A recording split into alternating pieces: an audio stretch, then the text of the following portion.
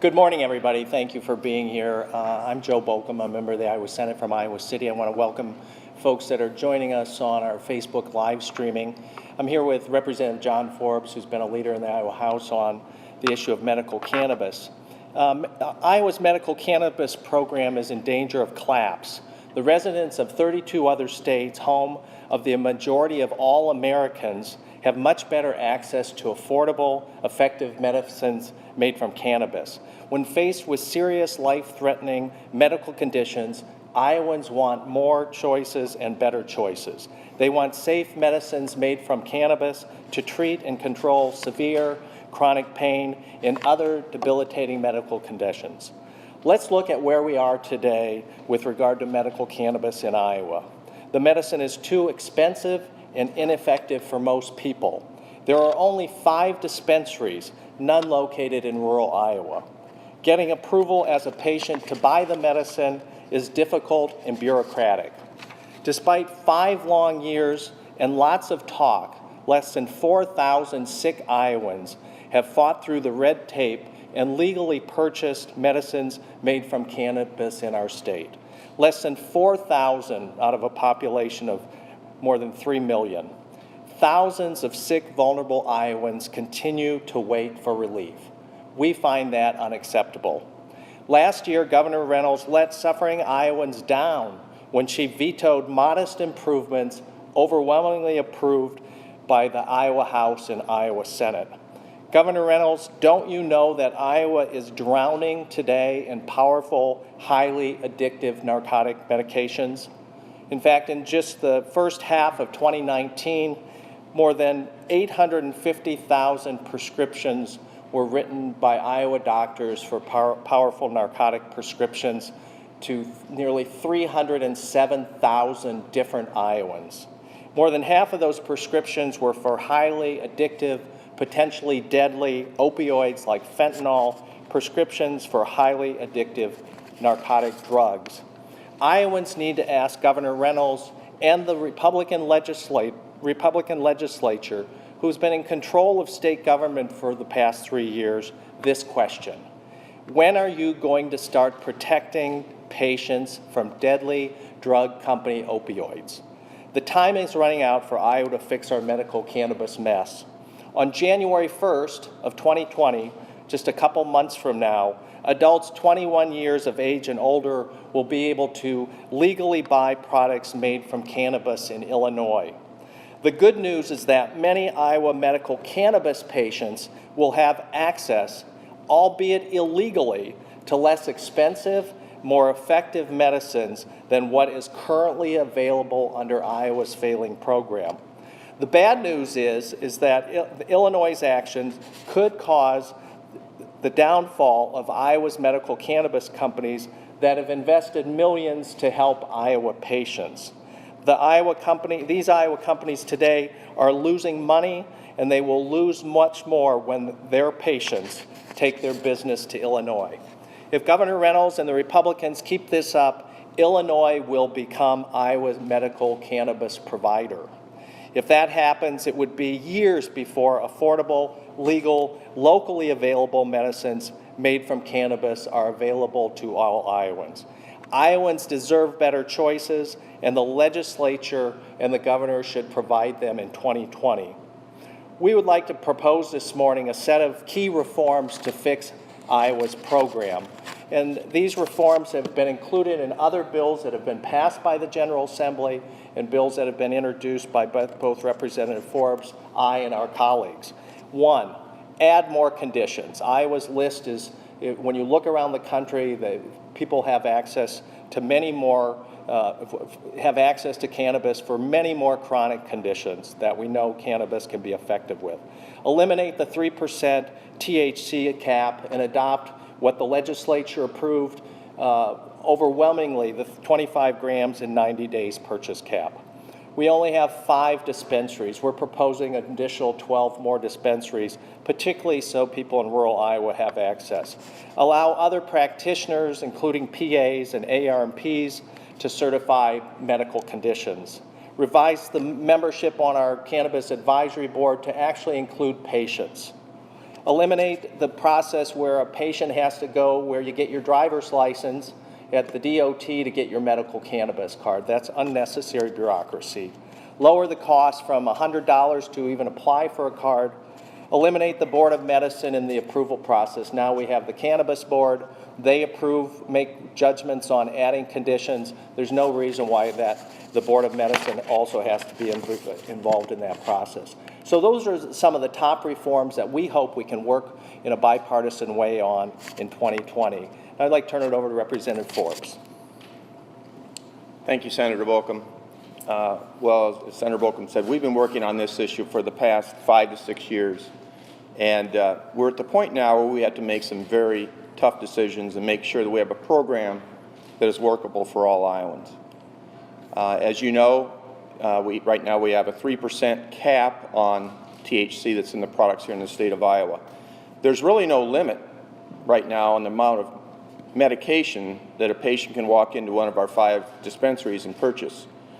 The 25 gram per 90 days put a cap and put a hard cap on how much a person could purchase within that 25-day period.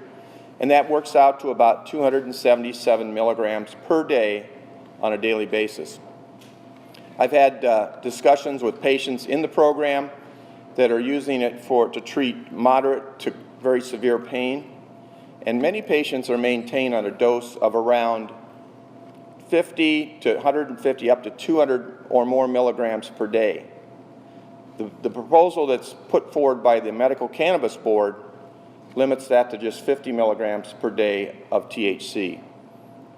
What that will do for patients in the program today, I've talked to a couple and they will probably drop out because they're now currently being maintained on about 150 milligrams per day of THC.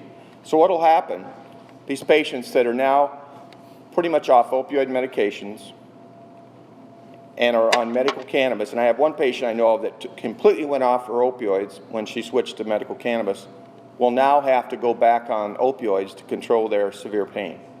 I don't think that's what Iowans want to hear when we're trying to address the epidemic of opioid crisis here in the state of Iowa. Now we're forcing patients to go back on these powerful medications. The other area that we need to address too is there's some concern about not enough data to support the THC that the legislature passed overwhelmingly last session. The problem is the DEA has to reschedule this from a Schedule 1 to a Schedule 2. And without that happening, it's very difficult for clinical trial studies to be conducted to be able to determine the medication safety and effectiveness. There are a lot of studies that have been run in Europe showing the very positive impacts of cannabis products in patients.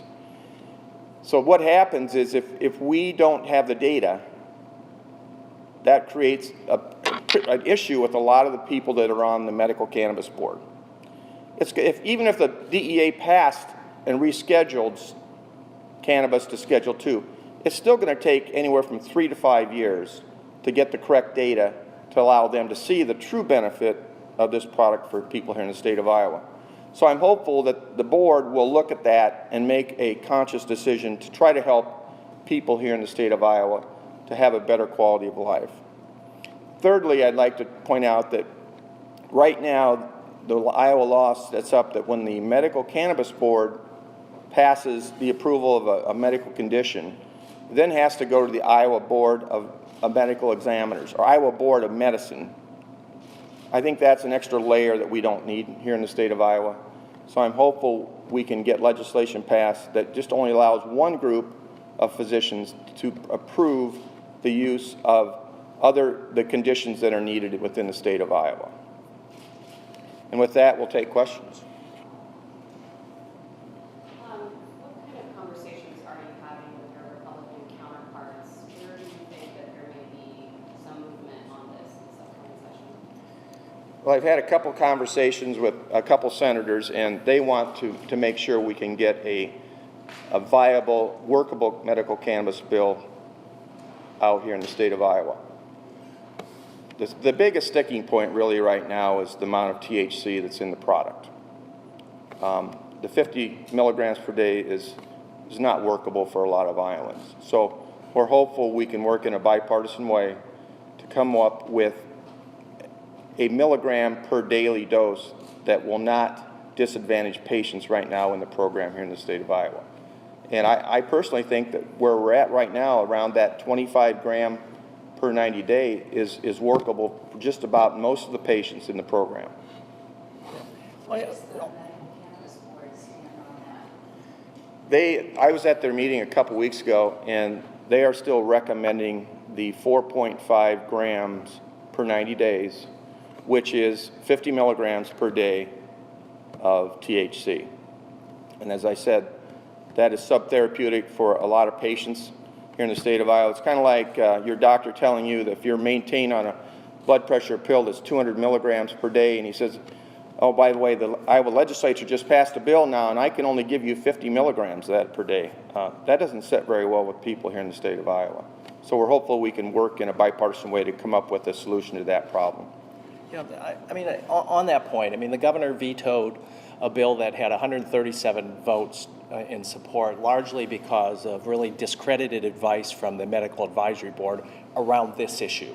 Their proposal was this 4.5 milligrams recommendation, and they've just re-recommended the same thing that would reduce the effectiveness of medicine to current patients. About 70% of the patients in the Iowa program are on the program to deal with severe and chronic pain, and they absolutely need to have effective medicine, more THC in that medicine. And so if we're going to pass there's no sense in even taking up what the medical board has proposed, because as I said earlier, on January 1st, Iowa patients will have a short drive over to Illinois where they'll be able to buy cheaper medicine, and they'll be able to buy a medicine that is more effective, because in Illinois they'll be able to get a better dosage, a higher dosage of THC in that way. I'd also say on the matter of working with others, Representative Forbes and our other Democratic colleagues have been working with the Republicans for the last 5 years on this. Republicans have been in control of all of state government for the last 3 years. It really is up to them to put the effort in to learn these issues, listen to patients, because I think that's what's been missing here. People aren't listening to patients. If you listen to patients, we can solve this problem. But it's really on them. Last session, it took like 4 months to approve sports betting in Iowa, okay? When they want to do something, they can get it done, right? Fairly controversial thing. We're going to bet on the Hawkeyes and Cyclones. When they had it in their mind to accomplish something, they went about it and did it. We've waited 3 years working closely with our colleagues on the other side of the aisle, and all they've done is fumble around. So we're here this morning to say, we're ready to roll up our sleeves, get to work, but let's get to work on a set of sound ideas that are actually going to do something to help patients in our state. 1 second, any more press questions? Just have you had any communication with the governor? I saw the governor, Representative Forbes can speak for you. I saw the governor at a meeting recently and said, we'd love to get into your office to have a conversation. And she said, let's set up a meeting. We're going to walk down the hall after we're done here into her office and see if we can get on her schedule. It's time. We've got like 6-7 weeks before we go back to work. This is a good time to begin to have these conversations. After we passed the legislation last session, I asked to get a meeting with the governor, and as of this date, I've not been able to get one with her yet. So we're hopeful that we can sit down with her either in the near future to be able to determine what's best for Iowa. And this is a complicated issue, right? We need the governor to put some energy into getting more engaged on it, more informed about it, and not just take the word of other people to form her opinions. She needs to do some studying and become a little bit more knowledgeable about what Iowa patients need. And we hope she'll do that, because we're just continuing to fumble around. It really puts in jeopardy our entire program right now. Anything else? One right here. Last year, the Senate prepared their bill and got it all ready 2 days before the final date, the House introduced their version. It made it out of subcommittee that morning. And then out of committee the next day, the day before the final deadline. That's not enough time for people to participate.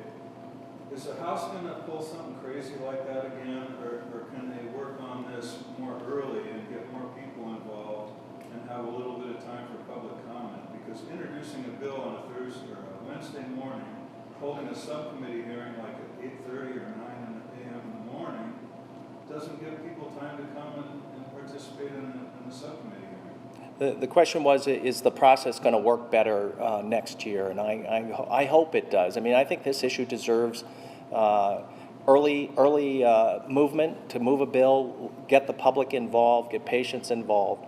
We make better laws when it's light out, not in the middle of the night. I think the governor even said it should work that way. Yeah. So, like, where's the...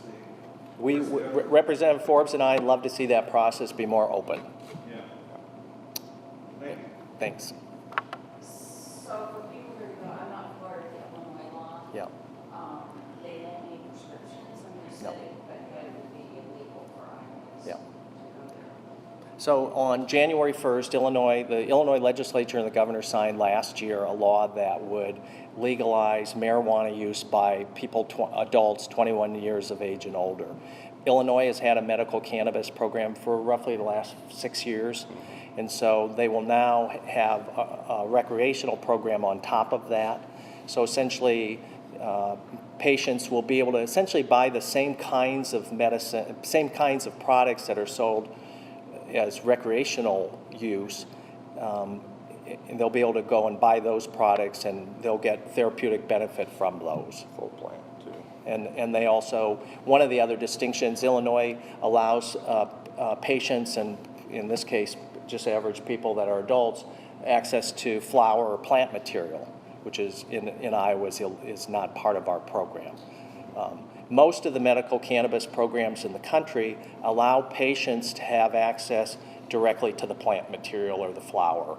I think there are like 2 of the 33 programs in the country that restrict patients' access to that. Why is that important? It's important because it's the most cost-effective way to get medicine to patients.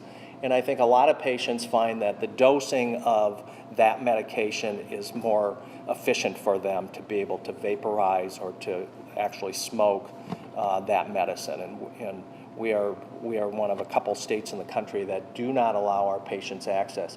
That's one of the reasons Iowa's program is so expensive. It costs about $150 a month for the average patient. This is all out of pocket, no private insurance, no Medicaid, no Medicare. Representative Forbes can give you examples of people that are having benefit at $150 a month, but then say, gosh, they can't afford it anymore because they can get a $10 copay, a little container of OxyContin to do the same thing for $10. So we definitely need to be clear about making sure that our medicine's affordable. Senator, this policy conversation has, in the last few legislative sessions, has always happened sort of in the 11th hour toward the end of session.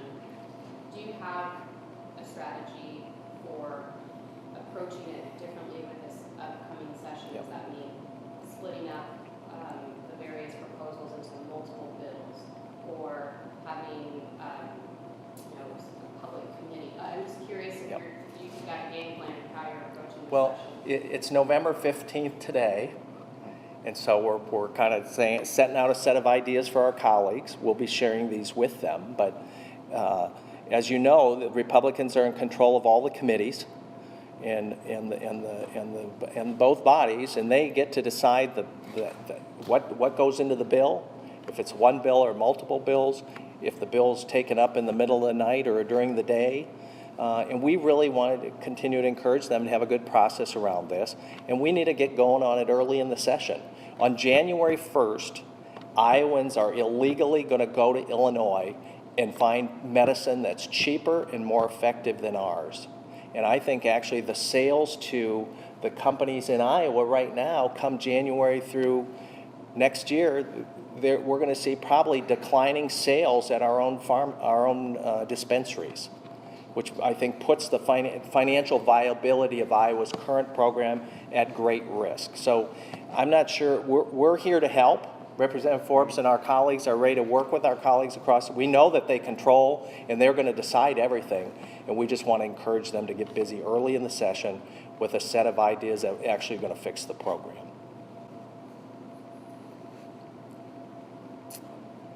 Thank you very much for coming. We really appreciate it. Thank you.